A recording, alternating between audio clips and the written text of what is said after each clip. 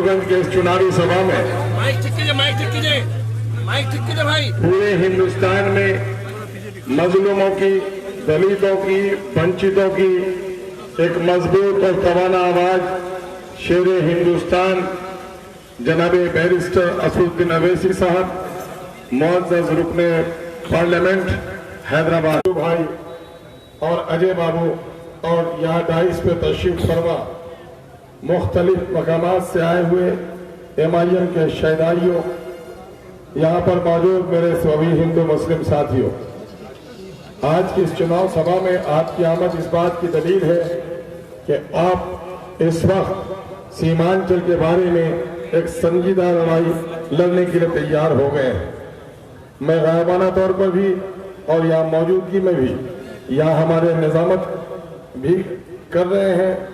इस इलाके के बहुत ही मारूफ शायर मुमताज नैयर साहब और गायबाना तौर पर इस इलाके से मोहब्बत करने वाले साइंटिस्ट मुमताज नैयर साहब।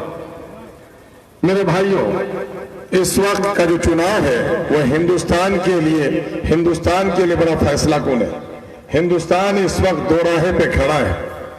आया नरेंद्र मोदी की क़यादत में हिंदुस्तान दरिंदगी की तरफ जाएगा, या ये गांधी का मुल्क, ये राम का नगर, ये महावीर जैन की बस्ती, ये ख्वाजा अजमेरी का नगर शांति की तरफ जाएगा। नहीं करना है और आपको और हमको करना है। हमने और आपने गौर किया और देखा है कि जब से नरेंद्र मोदी जी दिल्ली के तख्त पर बैठे हैं, देश में दरिंदगी बढ़ गई है। और मैं दावे के साथ कह सकता हूं कि जंगलों में दरिंदों ने भी बिना वजह उतने जानवरों को नहीं मारा होगा जितना नरेंद्र मोदी के राज में, चाहे गुजरात में या भारत की कुर्सी में भारत माँ की संतान का कितनी हत्या हुई। और राम की शिक्षाओं को भी याद दिलाना चाहते हैं कि राम ने इस देश को अहिंसा का सबक पढ़ाया था।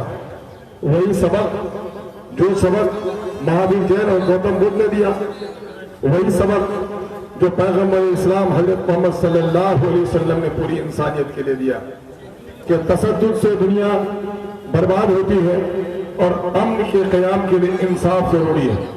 मौजूदा वक्त अच्छे दिन लाने वाले, नौकरी देने वाले, 15 लाख रुपया गरीबों के खाता में पहुंचाने, काला धन को वापस करने के सारे दावे करने वाले नरेंद्र मोदी ने एक एक कर सबको ठगा है। GST के नाम पर कारोबार को उसने चौपट किया, नोटबंदी के नाम पर गरीबों को उसने परेशान किया।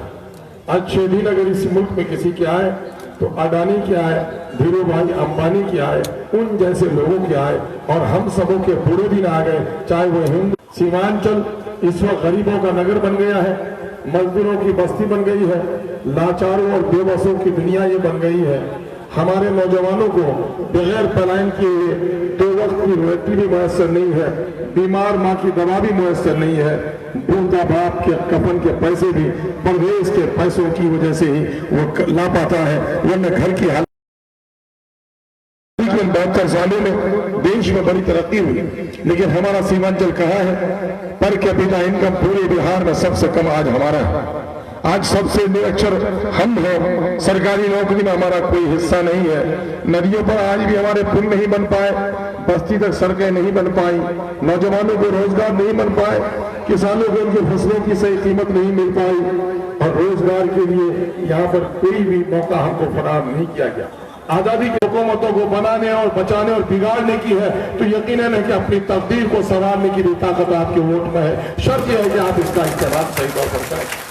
मैंने अक्सर कहा है तफसीलात के जमाने में कि मेरे भाइयों, ये वोट मामूली चीज नहीं है, ये वोट ईश्वर की अमानत है, ये अल्लाह की अमानत है, ये वोट वकालत है, ये वोट शहादत है, और ये वोट आपसे इंसाफ दिलाने का एक बड़ा जरिया है।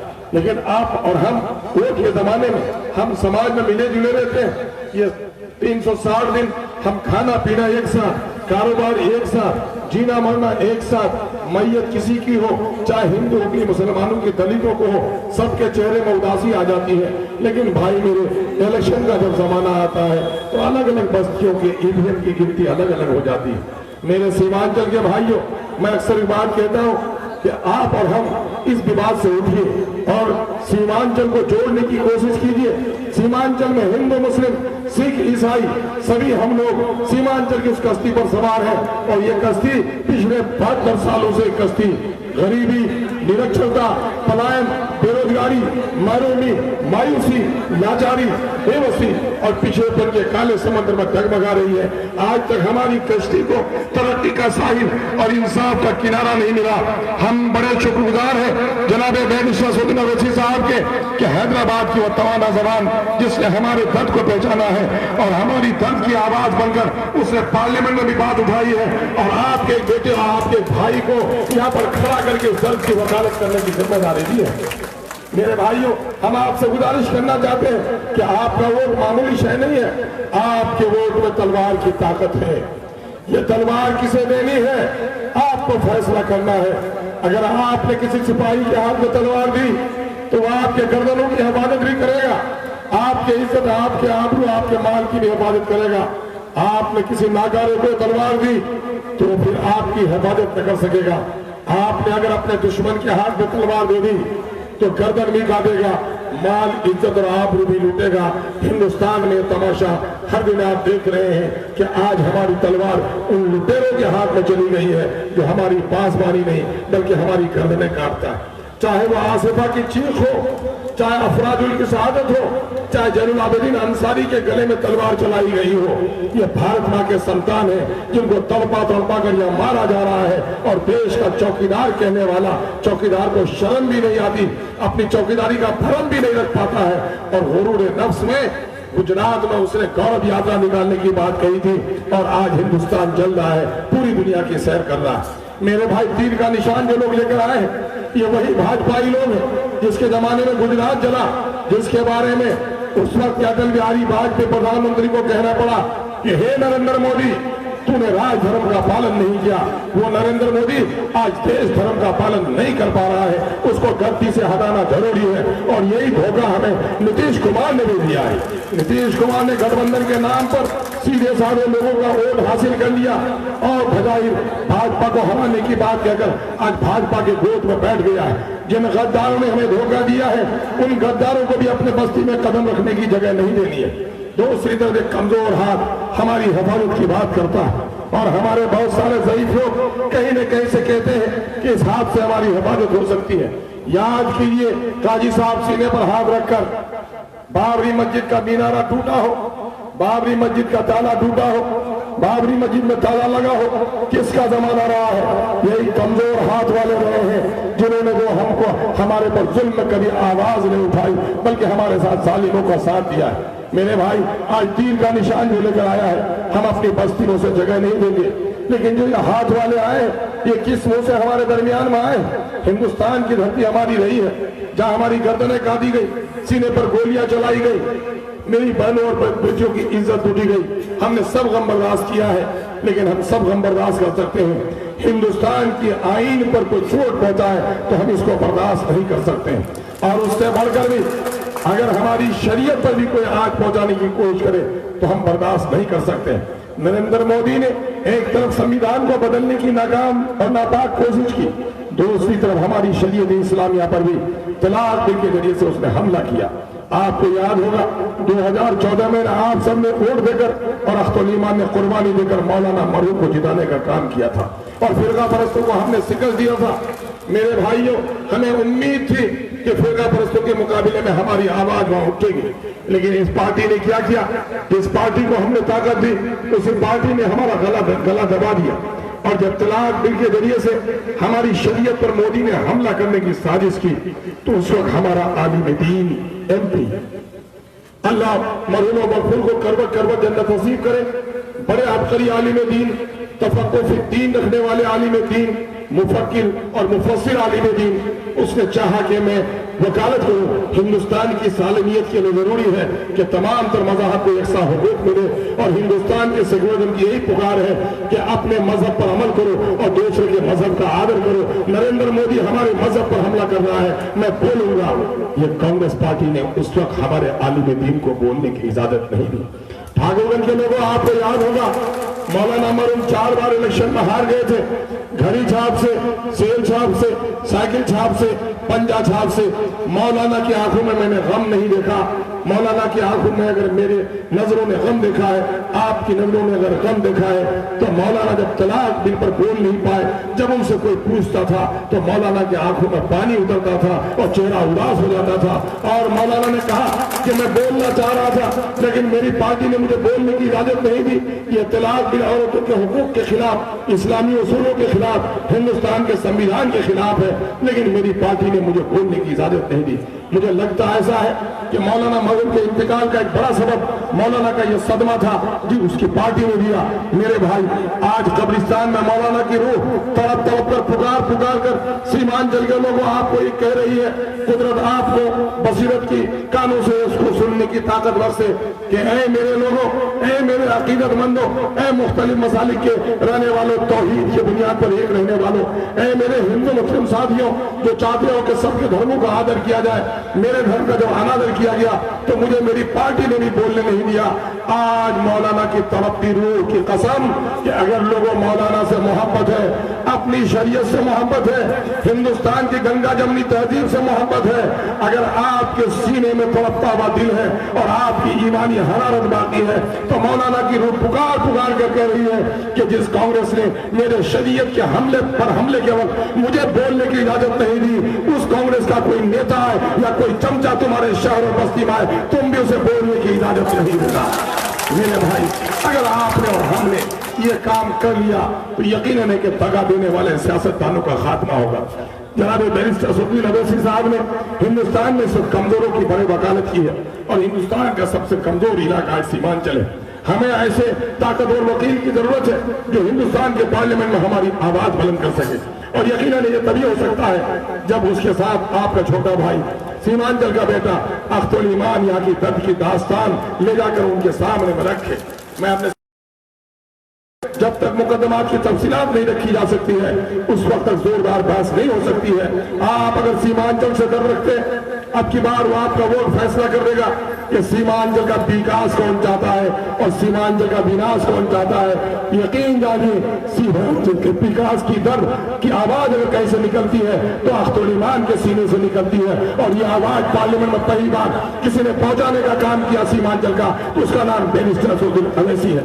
इसलिए आज जिन लोगों ने बाबरी मस्जिद के मीनारों को तोड़ा और तोड़वाया, मैं उनके खिलाफ लड़ने के लिए आया हूँ। जिन लोगों ने अलीगढ़ यूनिवर्सिटी सेंटर को पैसा नहीं दिया, मैं उनके खिलाफ लड़ने आया हूँ। जिन्होंने आज हमारे पुल के प्रोजेक्ट को जनाब तस्लीमुद्दीन साहब की रूह को इत्मीनान पहुंचाने के लिए जो अररिया गलगलिया का काम रुका हुआ है, मैं उन जालिम ताकतों के खिलाफ लड़ने के लिए आया हूँ।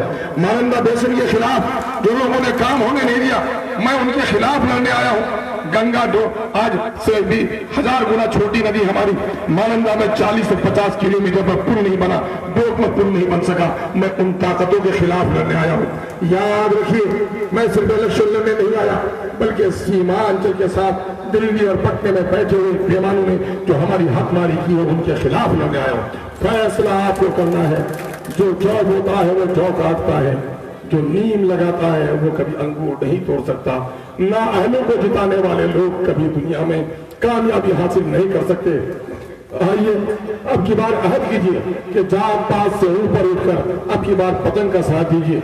और कौन कहता है कि टंडन मुस्लिम की पार्टी है? आंखें खोलो, हिंदुस्तान की तरफ देखो। आज हिंदुस्तान के संविधान रचयिता डॉक्टर भीमराव अंबेडकर का पोता प्रकाश अंबेडकर जनाब बैरिस्टर असदुद्दीन अवैसी से बाजू मिलाकर पूरे दलितों की लड़ाई लड़ रहे हैं। आज केसीआर के चंद्रशेखर राव तेलंगाना में दलितों, अगलितों और पिछड़ों की मजबूत लड़ाई भाई जनाब असदुद्दीन अवैसी साहब के बाजू से बाजू मिलाकर लड़ रहे हैं। इससे बड़ा सबूत क्या होगा कि पढ़ी लिखी खातून डॉक्टर तारा स्वीता आर्या आपके मंच में बैठकर ये सीमांचल की बहू सीमांचल के नौजवानों को और बुजुर्गों से फरियाद कर रही है कि मैंने पटने की तरक्की भी देखी है, आपकी बर्बादी भी देखी है। अगर अपनी बर्बादी से निकलना चाहते हो तो पतन के अलावा कोई दूसरा सहारा नहीं है। मेरे भाई, मारवाड़ी कॉलेज में पढ़ने वाले बच्चे 90% मुसलमान हैं। आप मारवाड़ी कॉलेज में मारवाड़ियों को नहीं तलाश करते हैं। यकीन जानिए, मजलिस इत्तेहाद मुस्लिमीन में सिर्फ मुसलमानों को तलाश मत कीजिए। कीजिए, मजलिस इत्तेहादुल मुस्लिमीन मजलूमों की पार्टी है, महरूमों की पार्टी है और हक के और इंसाफ के लिए लड़ने वालों की पार्टी है। हम उम्मीद करते हैं कि अब की बार सीमांचल की कश्ती जिस पर हिंदू, मुस्लिम, सिख, ईसाई सब हम मुसाफिर पिछले 72 सालों से हमारी ये कश्ती गरीबी, नाखानगी, बेरोजगारी के काले समंदर में भटक रही है, तरक्की और इंसाफ का किनारा अब तक नहीं मिला है। उसको किनारे तक पहुंचाने के लिए, इंसाफ के साहिल तक और तरक्की के किनारे तक पहुंचाने के लिए इस कश्ती का पतवार आप अख्तुल कमान के हाथ में देने की कोशिश करेंगे। अगर आपने अगर मेरा साथ दिया तो मैं आपको यकीन दिलाता हूं कि आपके नस्लों की बेहतरी और आपके साथ जो जुल्म हुआ है उस जुल्म के खिलाफ इंसाफ की लड़ाई आखिरी दम तक लड़ूंगा। बहुत बहुत शुक्रिया, बहुत बहुत शुक्रिया।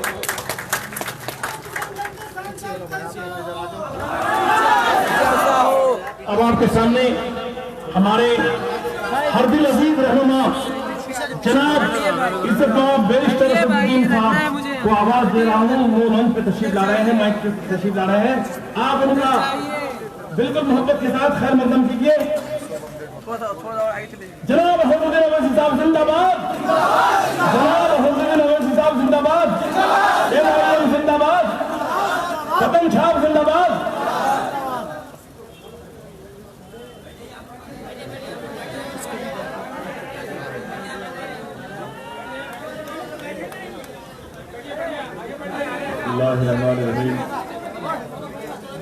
अस्सलामु अलैकुम व रहमतुल्लाहि व बरकातुहू। शहनशीन पर तशरीफ फरमा बिहार प्रदेश के MIM के सदर वो उम्मीदवार किशनगंज बरादरम मोहतरम जनाब अख्तर उल ईमान साहब, शहनशीन पर तशरीफ फरमा कौम और मिल्लत के रहनुमा और रहबर, मेरे मजलिस की रुतबा मौजूद हाज़रीन इकराम, बुजुर्गान मिल्लत, मेरे गयूर नौजवान साथियों,